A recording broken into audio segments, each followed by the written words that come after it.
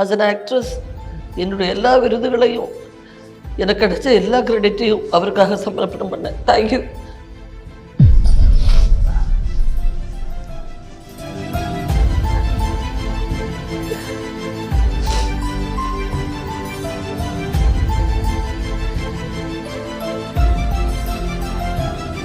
பார்த்திபன் அப்படி சாதிக்கலைன்னா நீங்கள் என்ன பண்ணுங்க, சாதிப்பாப்ல அப்படின்றாரு. நான் சொல்கிறேன், அவ்வளோ பெரிய நம்பிக்கை. அந்த நம்பிக்கை வந்து எப்படி அவர் என் மேலே வச்சாருன்னு தெரியாது.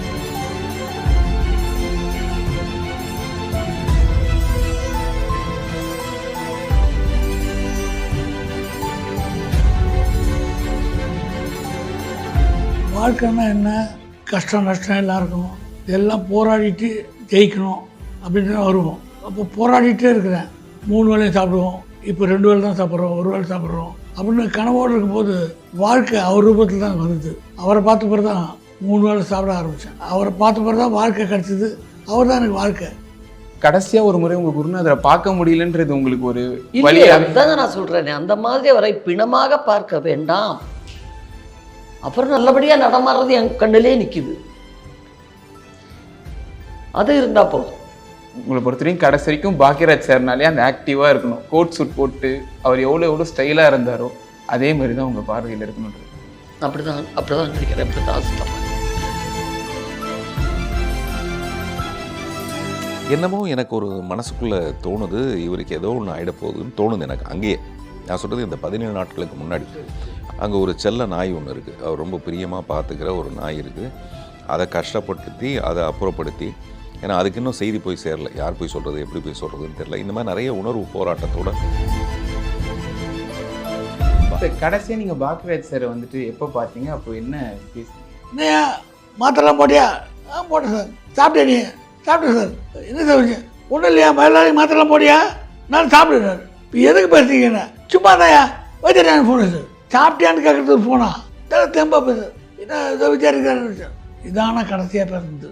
சாப்பிட்டியான்னு கேட்டது. தன்னோட மகனோட ஒரு பெரிய வெற்றியை பார்க்காமலே மனுஷன் போயிட்டாருன்ற ஒரு வருத்தம் பல பேருக்கு இருந்துச்சு. சாந்தனு சாரே கூட நிறைய இடங்கள் அதை சொல்லியிருப்பாரு, மேடையிலையும் சொல்லியிருப்பாரு, எப்படியாச்சும் ஜெயிச்சு காமிச்சிருவோம்ப்பா அவங்க முன்னாடின்னு. அந்த ஒரு வருத்தம் கடைசி வரைக்கும் இருந்துச்சா பாக்யராஜ் சார்? இல்லை, இப்போ பார்ப்பார் பாக்யராஜ் சார். கண்தானம்ங்கிறது அதான் முக்கியமான விஷயம்.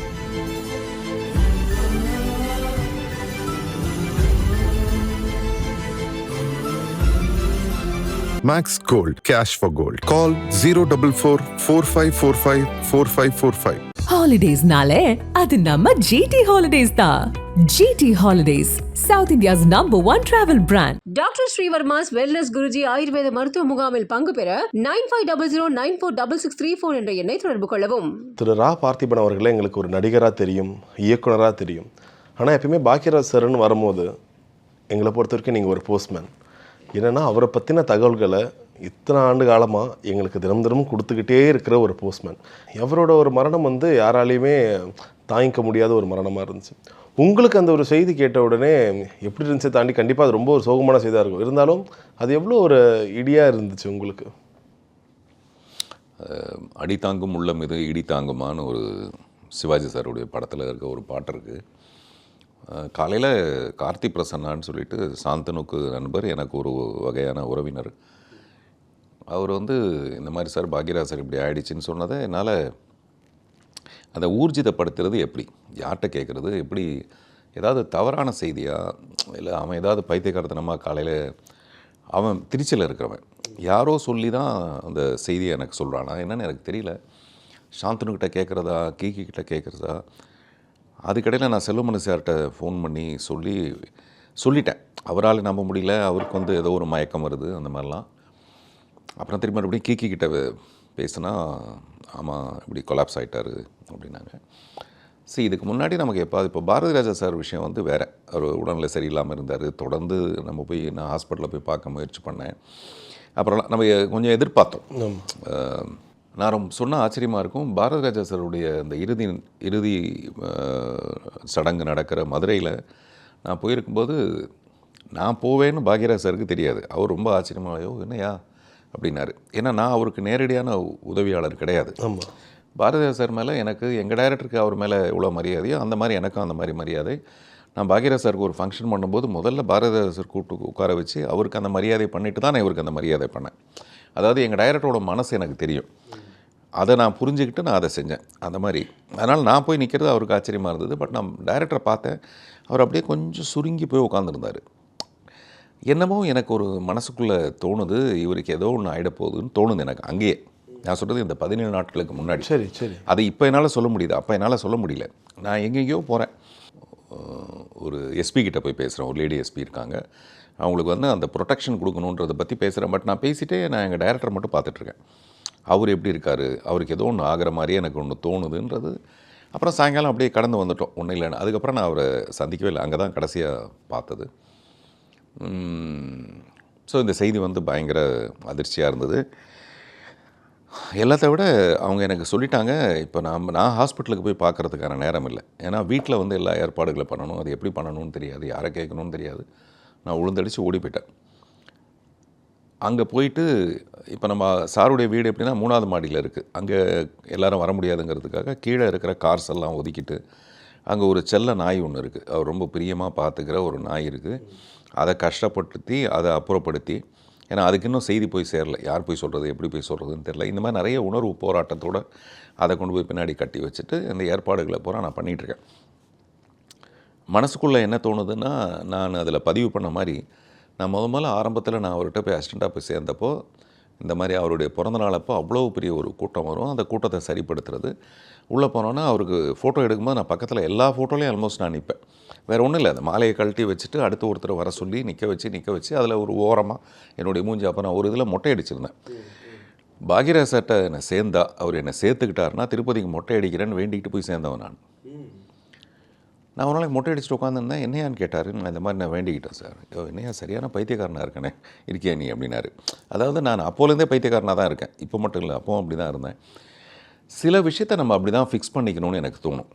நான் யார்கிட்டயா பேசினா உடஞ்சிருவேன்ற பயம் எனக்கு. அதனால் யாருக்கிட்டையும் பேசாமல் இங்கே ஓடுறது அங்கே ஓடுறது, என்னை யாராவது தடுத்து நிறுத்தி பேசினாங்கன்னா நான் அழுதுடுவேன். அதனால் நான் அப்படி போயிட்டு அப்புறம் அதுக்கான தேவைகளை அரேஞ்செல்லாம் பண்ணேன். அப்புறம் தான் அவருடைய பாடி எடுத்துகிட்டு வந்தாங்க. நான் 3/4 மணி நேரம் ஆச்சு நான் போய் பார்க்குறதுக்கு. அந்த திராணியே எனக்கு இல்லை. நான் இந்த அரேஞ்ச்மெண்ட்டில் இருந்தேனே தவிர அங்கே போய் பார்த்தா நான் ஒரு மாதிரி உடஞ்சிருவேன்ட்டு. நான் இங்கேருந்து போகிற வழியிலேயே கீர்த்தனாட்ட சொன்னேன், கீர்த்தனா வந்து நீங்கள் என்னை பிக்கப் பண்ணிட்டு போங்க, ஏன்னா நான் ரொம்ப டிஸ்டர்ப் ஆகிடுவேன்னு அவங்களுக்கு தெரியும். அப்புறம் நான் அங்கே போய் நின்றுட்டு இருக்கும்போது கீர்த்தனா வந்தாங்க என்னை சமாதானப்படுத்துறதுக்காக. அப்புறம் அவங்கள பார்த்தோன்னே தான் எனக்கு கொஞ்சம் அழுகை வந்தது. எப்போவுமே அப்படி தான், நமக்கு ரொம்ப நெருக்கமானவங்களை பார்க்கும்போது நமக்கு அது உடஞ்சி வந்துடும். அப்புறம் நான் அப்படியே அவங்கள கூட கூட்டிகிட்டு போய் தான் நின்று அவரை பார்த்தேன். இனிமேல் பார்க்க முடியாது அந்த மாதிரியான ஒரு விஷயம். அப்புறம் நம்ம இதை எதிர்பார்க்காதது இவ்வளோ சீக்கிரம் அப்படின்னு தான் நம்ம இன்னும் கொஞ்சம் நாள் பக்கத்தில் போய் இந்த 1 வாரம் 10 நாள் கூட அவரோட இருந்திருக்கலாம், ஏதோ பணி கூட செஞ்சுருந்துருக்கலாம். இதை நான் அடிக்கடி சொல்லுவேன். நான் வந்து அவருக்கு அசிஸ்டண்ட்டாக இருக்கிறது தான் எனக்கு பெருமை. நான் சொல்கிற மாதிரி இந்த மாதிரி மாலை மரியாதைலாம் எடுத்து வைக்கிற காலத்தில் கூட எனக்கு என்ன தோணும்னா,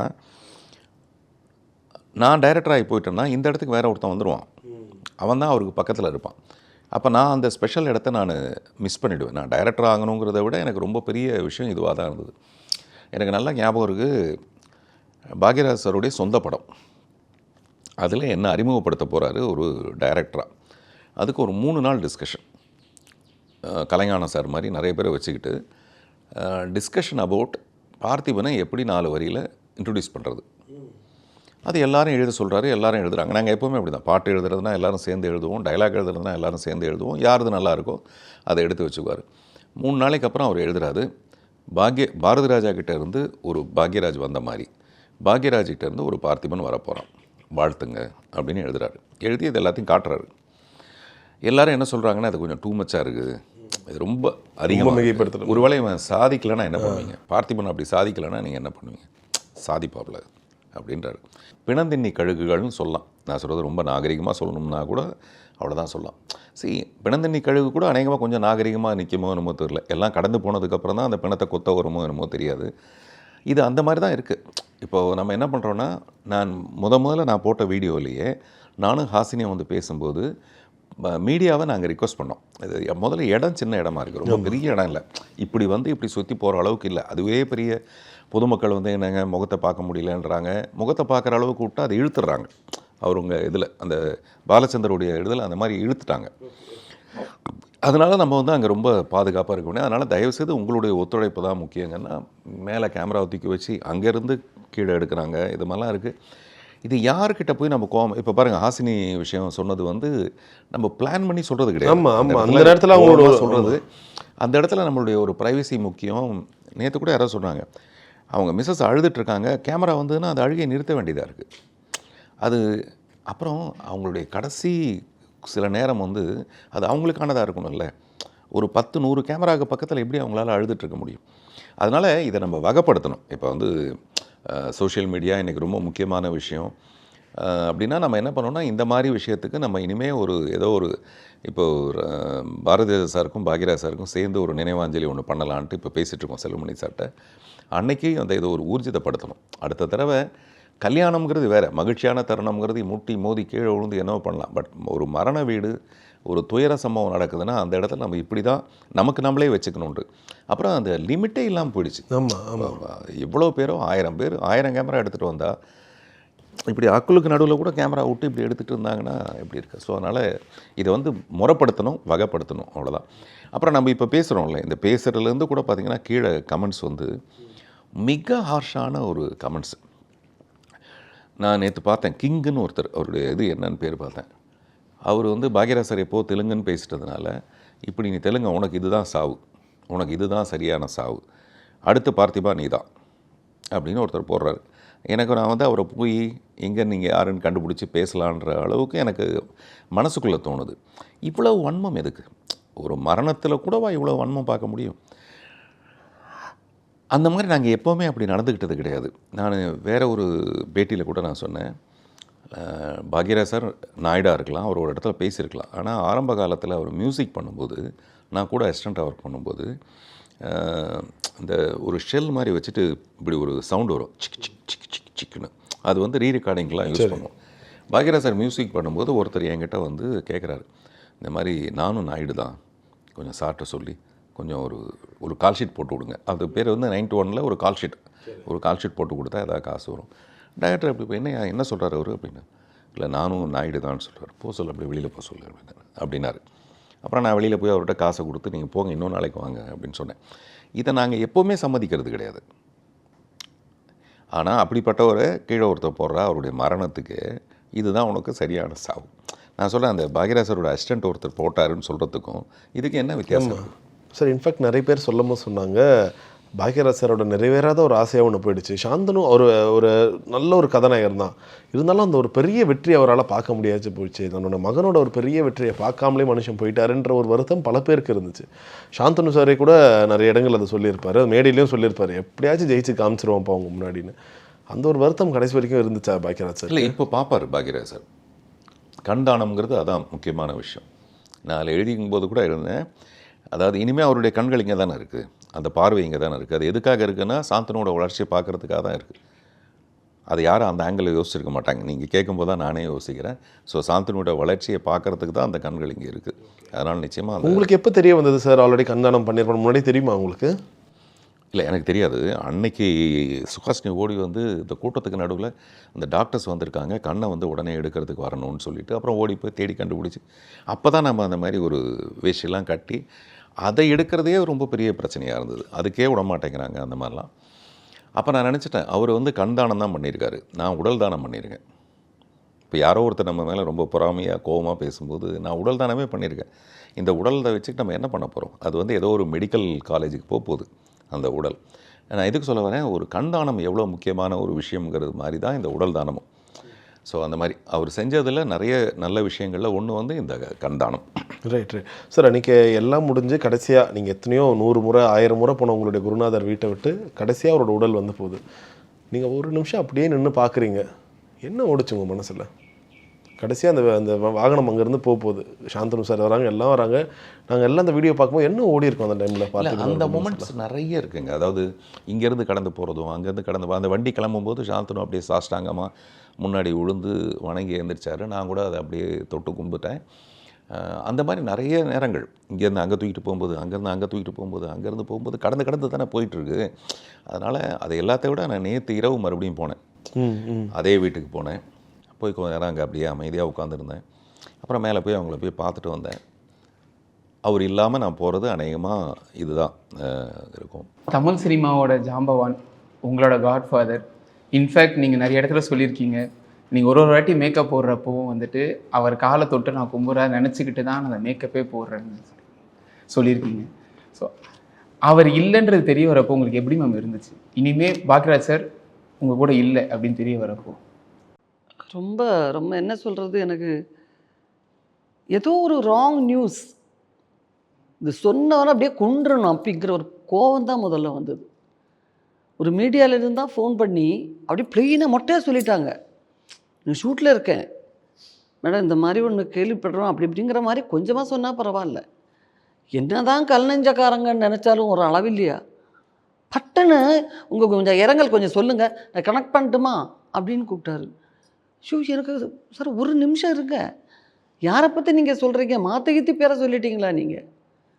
இல்லை மேடம், இப்போ தான் ஹார்ட் அட்டாக்கில் காலையில் தான் வாக்கிங் போகும்போது ஹார்ட் அட்டாக்லன்னு தெரியாது அவங்களுக்குங்கிறாங்க. எனக்கு கொஞ்ச நேரம் அது என்ன சொல்கிறது, ஒரு நிறைய முட்கள் வந்து அப்படியே நம்மளுடைய உடம்பு பூரா வச்சு எப்படி இருக்கும் ஒரு ஃபீலு, அப்படி ஒரு ஃபீல் அப்படி உறைஞ்சி போன மாதிரி ஆகிட்டேன் நான். உடம்பு சரியில்லாமல் பாரதிராஜா சார்லாம் உடம்பு சரியில்லாமல் இருக்கிறது நமக்கு தெரியும், சரியில்லாமல் இருக்கிறாரு, கொஞ்சம் உடல்நலம் கொஞ்சம் ப்ராப்ளம் தான் அப்படிங்கிறது தெரியும். கொஞ்சம் நல்லா வயசாகிட்டார், நல்லா ஆண்டு அனுபவித்தவர், 83 வயசு ஆச்சு, இதெல்லாம் நமக்கு தெரிஞ்ச விஷயம்.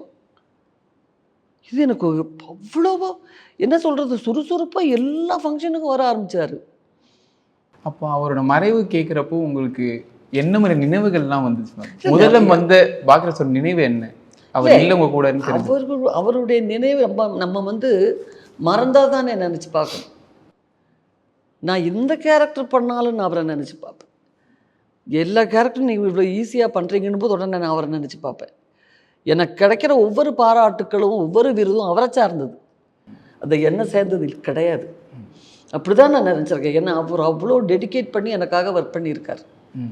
எனக்கு புடவை கட்டி நடக்கிறது எப்படின்னு வரைக்கும் அவர் தான் சொல்லி கொடுத்தார். இந்த யூனிஃபார்ம் மட்டும் கூன் போட்டு நடிப்பேன், பட் அவர் வந்து இது மாதிரி பொம்பளை பிள்ளை எப்படி நடக்கணும் தெரியுமா, இதோ இப்படி நடக்கணும், அந்த கன்னிம்மா காளிம்மான்னு சொல்லிட்டு வர்றதெல்லாம் அவர் அப்படியே இந்த புடவை இப்படி போட்டு போட்டு எனக்கு நடந்து லொக்கேஷனில் எல்லாம் விழுந்து விழுந்து சிரிப்பாங்க. பாக்கியராஜ் சாரோட மறைவுக்கு வந்துட்டு தமிழ் சினிமாவில் இருக்கிற எல்லாருமே வந்திருந்தாங்க. நீங்களும் பாக்கியராஜ் சாரும் எவ்வளோ க்ளோஸ்ன்னு எல்லாருக்குமே தெரியும். ஆனால் ஊர்வசி மேம் வரலையே அப்படின்ட்டு நிறைய பேர் ரொம்ப உங்களை தேடிட்டே இருந்தாங்க. என்ன மேம் ஆச்சு? இல்லை, அவங்க தேடிட்டு இருந்ததுக்கு பின்னாடி ஒரு ஒரு ஒரு கொடூரமான ஒரு தாத்பரியமும் இருக்குது இல்லையா? வெளியே வந்து கண்டிப்பாக அந்த ரியாக்ஷனை கொடுத்துட்டு தான் போகணும். அது என்ன ரியாக்ஷனாக இருக்குங்கிறது அவங்களுக்கு தெரியும்.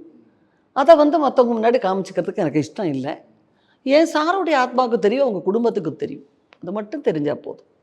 அவங்க லைக் பூர்ணிமா கிட்ட பேசுனீங்களா? கண்டிப்பாக கண்டிப்பாக உங்கள் ஃபேமிலிக்கு தெரியுமே. என்னை பொறுத்த வரைக்கும் இப்போ வந்து எதையுமே தாங்கக்கூடிய ஒரு பெரிய அளவுக்கு மனசில் ஒரு சக்தி கிடையாது. ஸோ மீடியா முன்னாடி அப்படி வந்து நம்ம ஒரு ஓவர் இமோஷனல் ஆகி ஒரு இமோஷ்னல் ட்ராமா க்ரியேட் பண்ணி எதுவும் பண்ண வேண்டிய அவசியம் இல்லை. அப்படியெல்லாம் அதையெல்லாம் உண்மைன்னு நம்ம எத்தனை பேர் சொல்லுவாங்க, பொய்ன்னு எத்தனை பேர் சொல்லுவாங்க. இந்த விமர்சனத்துக்கெல்லாம் அங்கே இடமே கிடையாது. நம்மளால் நம்மளை கண்ட்ரோல் பண்ண முடியாது. சில நேரம் நம்ம இமோஷன் கண்ட்ரோல் பண்ண முடியாது. நான் எப்போவுமே சிரித்து பேசணும், கலாய்க்கணும், அதுதான் அவருக்கு இஷ்டம். அவருடைய மிக பிடித்த மாணவியாக நான் இருந்தேன். நான் அழறது அவருக்கு பிடிக்கவே பிடிக்காது.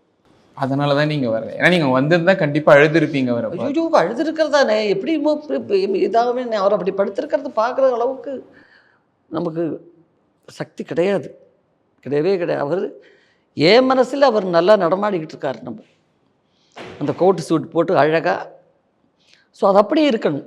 உங்களால் வர அந்த ஐஸ் பாக்ஸில் லைக் பார்க்க முடியல கடைசி வரைக்கும், அது தேவையில்லையே. ஓகே, பட் இருந்தாலும் கடைசியாக ஒரு முறை உங்கள் குருநாதரை பார்க்க முடியலன்றது உங்களுக்கு ஒரு வழி. அதுதாங்க நான் சொல்கிறேனே, அந்த மாதிரி அவரை பிணமாக பார்க்க வேண்டாம். அப்புறம் நல்லபடியாக நடமாடுறது என் கண்ணிலே நிற்கிது, அது இருந்தால் போதும். உங்களை பொறுத்தவரைக்கும் கடைசி வரைக்கும் பாக்கியராஜ் சார்னாலே அந்த ஆக்டிவாக இருக்கணும், கோட் சூட் போட்டு அவர் எவ்வளோ ஸ்டைலாக இருந்தாரோ அதே மாதிரி தான் உங்கள் பார்வையில் இருக்கணுன்றது. அப்படிதான் நினைக்கிறேன், அப்படி தான் ஆசைப்படுறேன்.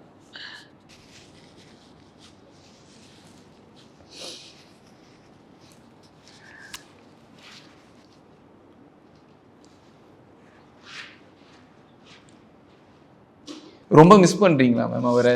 கண்டிப்பாக மிஸ் பண்ணுவேன். ஏன்னா நான் தான் சொல்கிறேனே, இது வரைக்கும் நான் பண்ண படத்துடைய கிரெடிட் இனிமேல் நான் எத்தனை படம் பண்ணாலும் அதனுடைய கிரெடிட் எல்லாமே சாருக்கு போய் சேரும். வேறு யாருக்குமே அதில் ஒரு என்னுடைய இனியளவு பங்கு கிடையாது.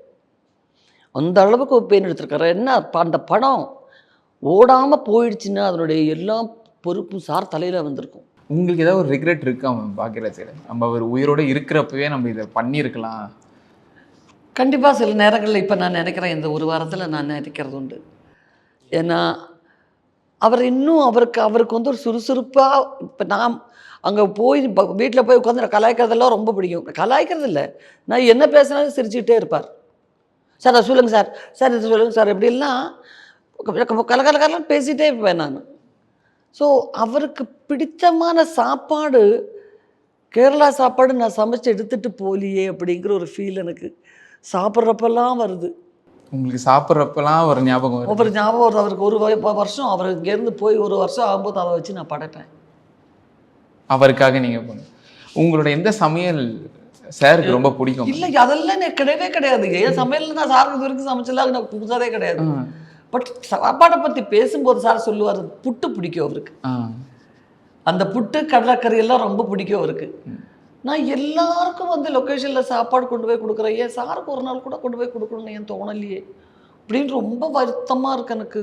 இப்போ உங்களுக்கு அதை யோசிக்கிறப்ப அவர் கடைசி வரைக்கும் ஒவ்வொரு நாளும் சாப்பிட்றப்ப நினைக்கிறேன், அப்போ அவர் தான் ஆசைப்படுறாரோ என்னமோ தெரியல எனக்கு.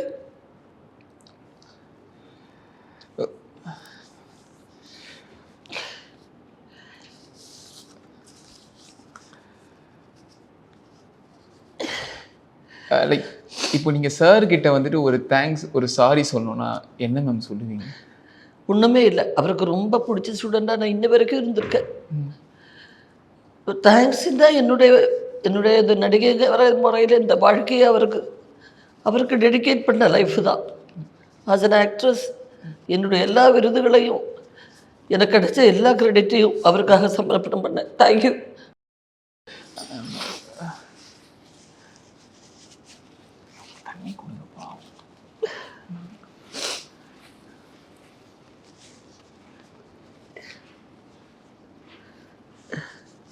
வரேம்மா, போயிட்டு வரேன்ப்பா.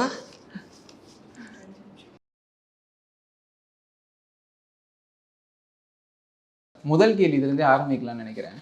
நீங்கள் பாக்கியராஜ் சாரோட மறைவுக்கு வந்திருந்தப்போ ஒரு விஷயம் ரொம்ப உருக்கமாக சொல்லியிருந்தீங்க, நான் இப்போ மனுஷனாக இருக்கேன் அப்படின்னாலே வந்துட்டு அது அவரால் தான் அப்படின்ட்டு. பாக்கியராஜ் சார் உங்கள் வாழ்க்கையை வரலன்னா பாண்டராஜ் சார் என்ன ஆகியிருப்பார்? ஒரு கனவுகளோட நடக்குமா நடக்காதா, நம்ம ஏன் பிறந்தோம், நமக்கு ஒரு விடிவு காலம் நடக்குமா, நம்மளும் மனுஷனாக இந்த உலகத்தில் ஜெயிப்போமா ஜெயிக்க மாட்டோமா, அடுத்த வேளை சாப்பாடு கிடைக்குமா கிடைக்காதா, இந்த சமுதாயம் நம்மளை ஏற்றுக்குமா ஏற்றுக்காதா, இந்த கேள்விக்குறியோடையே இருந்தேன். அப்படியே கூட இருந்துட்டு இருப்பேன். ஆனால் அவரை பார்த்த பிறகு தான் இது ஒரு ஒளி தெரியுது அப்படின்னு மனசு சொல்லிச்சு. அவர் பார்வை மேலே பட்ட பிறகு தான் நமக்கும் அதிர்ஷ்டம்னு ஒன்று இருக்குது, நம்ம மேலேயும் கடவுள் பார்வை பட்டிருக்கு, நம்ம முயற்சி பண்ணால் நம்ம வரலாம், நம்ம பக்கம் 4 பேர் கண்ணு திரும்பும், நம்மளையும் பார்ப்பாங்க. இந்த நம்பிக்கை பூரா அவரை பார்த்து வர தான் வந்தது. அது படிப்படியாக கூட்டு போயிட்டார். அன்றைக்கி நீங்கள் வந்துட்டு அழுது பேசுனது வந்து எல்லாமே உடச்சிடுச்சு. ஏன்னா நீங்கள் வந்துட்டு எனக்கு வாழ்க்கை கொடுத்தவர் இன்றைக்கி இப்படி இருக்கார், அவர் வாழ்க்கை போச்சு, எனக்கு வந்து அது ரொம்ப நீங்கள் அழுது பேசுங்க. எதனால் சார் அந்த கண்ணீர்? வாழ்க்கைன்னா என்ன, கஷ்டம் நஷ்டம் எல்லாருக்கும், எல்லாம் போராடிட்டு ஜெயிக்கணும் அப்படின்னு தான் வருவோம். ஆனால் அது உடனே கிடச்சிடாது. அப்போ போராடிட்டே இருக்கிறேன். வாழ்க்கை இன்னைக்கு கிடைக்கும், நாளைக்கு கிடைக்கும், நாளிலிருந்து நல்லா இருக்கும், அடுத்த வாரம் நல்லா சாப்பிடுவோம், 3 வேளையும் சாப்பிடுவோம், இப்போ 2 வேளை தான் சாப்பிட்றோம், 1 வேளை சாப்பிட்றோம் அப்படின்னு கனவோடு இருக்கும்போது வாழ்க்கை அவர் ரூபத்தில் தான் வந்தது. அவரை பார்த்த பிறகு தான் 3 வேளை சாப்பிட ஆரம்பித்தேன். அது உண்மையிலே அதான், அவரை பார்த்த பிறகு தான் வாழ்க்கை கிடச்சிது. அவர் தான் எனக்கு வாழ்க்கை. 3 வேளை சாப்பாடே அவரை பார்த்ததுக்கு உண்மைதான். ஏன்னா இந்த டிஃபன்றாங்கல்ல, என்னுடைய டிஃபன் ஆரம்பத்தில் பழையது ஊறுகாய் இல்லைன்னா நேற்று வச்சு குழம்புல கொஞ்சம் ஒரு ஸ்பூனில் வச்சு அந்த சாப்பாடு மேலே ஊற்றி சாப்பாடு தான் காலைல சாப்பாடு. காலைல இட்லி தோசைலாம் சாப்பிடுவாங்கன்றது தான் சாரை பார்த்தப்போ தான் தெரியும், அப்போ தான் கிடச்சிது. ஒரு அசிஸ்டன்ட் டைரக்டர் எப்படி சார் பார்த்துப்பாரு? அது அசிஸ்டன்ட் டேரக்டரு கஷ்டப்படுறாங்க அதான் சொல்லுவார்ல. என் வாழ்க்கை அப்போது அப்படி தான் இருந்தது. போராட்டம் இருந்தப்போ அப்போ நான் அசிஸ்டண்டாக கனவு கண்டது அப்போலாம் தப்புன்னு நினச்சேன். நமக்கு இவ்வளோ கஷ்டம் இருக்குது, சாப்பாடுக்கே கஷ்டமாக இருக்குது. சினிமா வந்து பெரிய மாயை, அது வந்து சொர்க்கம், அதுக்கு போய் நம்ம ஆசைப்படலாமா? அந்த உள்மனு சொல்லும் அதை விட்டு வேறு எதாவது ட்ரை பண்ணலாமான்ட்டு. ஆனால் இன்னொரு மனசு சொல்லும், ஏன் சினிமா ட்ரை பண்ணக்கூடாது, கஷ்டப்படு, ஒரு நாள் கதவு திறக்கும் அப்படின்னு சொல்லும். பசி அதை விட கதவு மூட்டை என்ன வருது பசி பயமுறுத்தும். அந்த போராட்டம் நடக்கும்போது தான் சார் நான் பார்த்தேன். விடாமுயற்சி. காலைல 6னா 6:30 வரணையா, 7 மணிக்கு காய்ச்சிட்டுனா 7 மணிக்கு செட்டில் இருக்கிறது இல்லை. நீ 7 மணிக்கு ஸ்டார்ட் கேமரான்னு சொல்கிறது தான் 7 மணிக்கு காய்ச்சிட்டு. அப்போ நீ வீட்டிலேருந்து 5 மணிக்கு போடணும், 6 மணிக்கெல்லாம் ரெடி ஆகிடணும். 7 மணிக்கு ஃபஸ்ட் ஷாட் எடுக்கணும், அதான் 7 மணிக்கு கழிச்சிட்டு. 7 மணிக்கு வீட்டில் புறப்படுறது கிடையாது. அதனால் எல்லாமே முன்கூட்டியே உஷாராக இருக்கணும், அதான் சொல்லி கொடுத்துருந்தோம். சார் கடைசியாக நீங்கள் பாக்கியராஜ் சார் வந்துட்டு எப்போ பார்த்தீங்க, அப்போ என்ன பேசுனீங்க? மனசு பஜாராக இருக்குது. இதெல்லாம் கோஇன்சிடென்ட் நினைக்கிறேன். சிலதான் கற்பனை பண்ண முடியாத விஷயம். நான் ஒரு மாதமாக சாரை பார்க்காம இருந்தேன். என்னால் அடிக்கடி பார்ப்பேன், ஒரு மாதம் தொடர்ந்து பார்க்காம இருந்தேன். அப்போ எனக்கு மனசு தோணுச்சு, சாரை ஏன் பார்க்காம இருக்கோம், பார்க்க வேண்டிய வேலை இல்லை, அது வேறு விஷயம். டக்குன்னு ஒரு நாள் வீட்டில் ரெடி ஆகிட்டு குளிச்சு நான் ட்ரெஸ் பண்ணி கிளம்பும்போது எங்கே அவசரமாக கிளம்புறீங்க, சாரை பார்க்கணுன்ட்டு. என்ன விஷயம்லாம் இல்லைன்ட்டு நான் நேரம் விட்டேன். சார் உட்காந்து வேயா உட்காரியான்ட்டு பேசினாங்க. என்ன விஷயம் ஆனாங்க, விஷயம்லாம் இல்லை சார், உங்களை பார்க்கணுன்ட்டு தோணுச்சு, அதான் வந்துட்டேன் அப்படியான்ட்டு என் விஷயம்லாம் கேட்டார். என்ன பண்ணுற, ஏதோ உடம்புக்கு சரியில்லைன்னு ஹாஸ்பிட்டலில் போயிருந்தேமே, சரியாச்சான்னு. சரியாச்சு சார், இப்படியா பார்த்துக்க, உடம்பு பார்த்துக்கியா, எல்லாம் கரெக்டாக என் விஷயம்லாம் ஒரு 1 hour பேசுகிறாரு. உங்களை ஹெல்த் பார்த்து சொல்கிறாரு. அப்போ நான் சார்ட்டு ஒரு வார்த்தை சொன்னேன், சார் இப்போ ஸ்மார்ட் ஆகிட்டீங்க சார் அப்படின்னா. என்னையே சொல்கிறேன்னாரு. ஆமாம் சார், ரொம்ப எங்கே ஆகிட்டீங்க டப்புன்னு. யோ அப்படி சிரிச்சார். இல்லை சார், இப்போ நான் பார்க்குறேன் ஷர்ட்டுன்னா டைட்டாக போட்டுறீங்களா, இல்லை ஸ்மார்ட் ஆகிட்டீங்க அப்படின்னு 2 பேர் ஜோக்கெலாம் அடிச்சு பேசிட்டு எல்லாம் பண்ணால் வெளில வர கதவை திறந்து வெளியே வந்தார். நான் அவர் வந்து வெளியே போகிறாருன்னு நினச்சேன். இல்லை வந்தோடனே என்ன வெளியே அனுப்பிச்சார். உடனே என் ஓட்டுநரை கூப்பிட்டு கூப்பிட்டு போட்டுன்னா நான் அப்படி போகும்போது அப்போ அது வரைக்கும் கூட இருக்கிட்ட பேசலை. நான் அப்படி போட்டோன்னா வெளியே அப்படின்னு மற்றவங்கள்ட்ட பேசாது பேச்சு. நாங்கள் வண்டியில் ஏறதுக்கு பார்த்தாரு. எதுக்கு அவர் வெளியே வந்தார் எனக்கு தெரியல. எனக்கு வெளியே வந்தால் வழி அனுப்புறது தான் கிடையாது. போய்ட்டு வர சார்னா போய்ட்டு வர தோணுச்சு. ஒரு 2 நாள் பொறுத்து ஃபோனு, நான் ஒரு டிஸ்பென்சரியில் ஒரு டாக்டர்கிட்ட பேசிகிட்டு இருக்கேன். ஃபோன் வந்து சார், என்ன சார், என்னையா மாத்திரைலாம் போட்டியா? போட்டேன் சார். சாப்பிட்டே நீ? சாப்பிட்டேன் சார். என்ன சார் விஷயம்? ஒன்றும் இல்லையா, எல்லாரையும் மாத்திரைலாம் போடியா? நான் சாப்பிடுறாரு. இப்போ எதுக்கு பேசுறீங்கண்ணா? சும்மா தான்யா வச்சுட்டேன் ஃபோனு சார். இது எதுக்கு சாப்பிட்டியான்னு கேட்குறது ஒரு ஃபோனா? இதெல்லாம் தெம்பா பேச என்ன இதை விசாரிக்கிறாரு. இதான கடைசியாக பேசுனது. எங்கள் அம்மா மறைஞ்சாங்க. அப்போது சார் வீட்டுக்கு இங்கே வர்றாரு. அம்மா இருந்தாங்க பார்க்குறாரு. நான் அப்படியே கதறேன், அம்மா போயிட்டாங்க. அப்படியே கட்டி அணைச்சி மனசு தேத்திக்கியா அப்படின்னு சொல்லிட்டு என்னை பார்த்து தேத்திக்கினார். என்ன அர்த்தம்னா, எங்கள் அம்மா என்னுடைய வெற்றியை பார்க்கலையா, நான் ஹீரோ ஆகல எங்கள் அம்மா பார்க்கணுன்னு ஆசைப்பட்டேன், நான் ஹீரோ ஆகிறேன் எங்கள் அம்மா மறைச்சிட்டாங்கய்யா. உனக்கு அப்படி இல்லையா? உங்கள் அம்மா நீ ஹீரோ ஆனது, டைரக்ட் ஆனது எல்லாத்தையும் பார்த்தாங்க. நீ ஃபாரின் கூப்பிட்டு போன எல்லாம் பார்த்து வச்சாங்கய்யா, அதை மனசு தேத்திக்க அப்படின்னு நான் ஆறுதல் சொன்னார். ஏன்ட்டு எங்கள் வீட்டில் வந்து அம்மாவுக்கு அம்மா இருக்கும்போது மறைஞ்ச போது பார்த்து சுடுகாட்டு வந்தார். நான் எதிர்பார்க்கல. நான் அடக்க மாட்டாங்க, நிற்கும்போது தோலை பிடிச்சி நின்னார். அழுந்துட்டேன். மனசு தட்டி விட்டு அம்மாவை அடக்க மாட்டேன். உடனே அப்படியே கூட்டி வந்து தண்ணி கொஞ்சம் குடியா, மனசு சாந்தம் அடிக்க காலைல நான் கலங்காத அப்படின்ட்டு யார் சொல்லுவாங்க சார் அதெல்லாம்? Max Gold, cash for gold. Call 044 4545 4545. ஹாலிடேஸ்னாலே அது நம்ம ஜிடி ஹாலிடேஸ் தான். GT holidays, south India's #1 travel brand. Doctor Srivarma's wellness Guruji ஆயுர்வேத மருத்துவ முகாமில் பங்கு பெற 9500946634 என்ற எண்ணை தொடர்பு கொள்ளவும்.